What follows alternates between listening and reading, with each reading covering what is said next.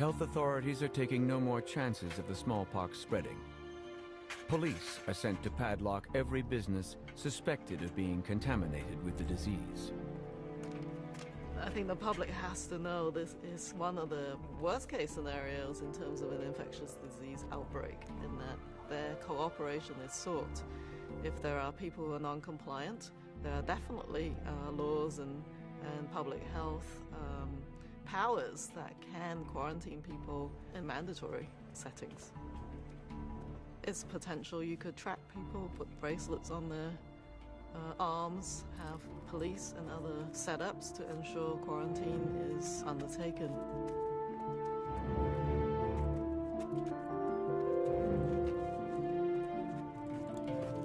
It is better to be preemptive and precautionary and take the heat of people thinking you might be overreactionary, get ahead of the curve, and then think about whether you've overreacted later. But it's such a serious situation that I think decisive early action is the key.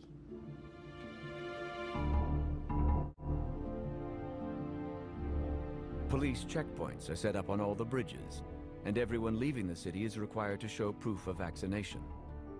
Those who refuse to cooperate are taken away to temporary detention centers. School openings 2 weeks away. Health authorities weigh the risk of side effects, then announce compulsory vaccination of the entire city.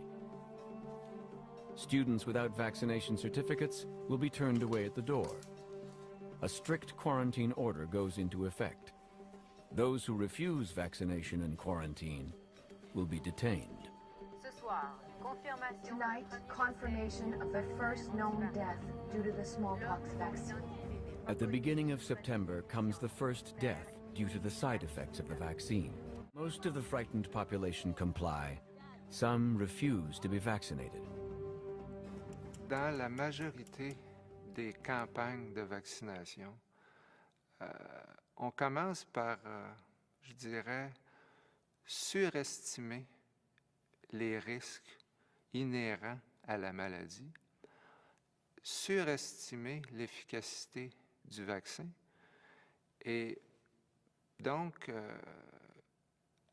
créer un sentiment de panique chez la population qui va l'inciter à utiliser le vaccin. What happens with people who have immune system deficits, which they may or may not know about? There are people with various diseases who haven't been diagnosed yet. I mean, as you know, a lot of people with HIV in North America don't actually even know they're infected. There's some complications, including a generalized spread of the vaccine virus throughout your body that can cause a bigger rash. It can result in inflammation of the brain or of the heart as well. And so these are pretty serious. Under conditions of maximum security, but nobody can be sure. Large epidemics and pandemics occur on a regular basis throughout history. And it will occur again, it definitely will.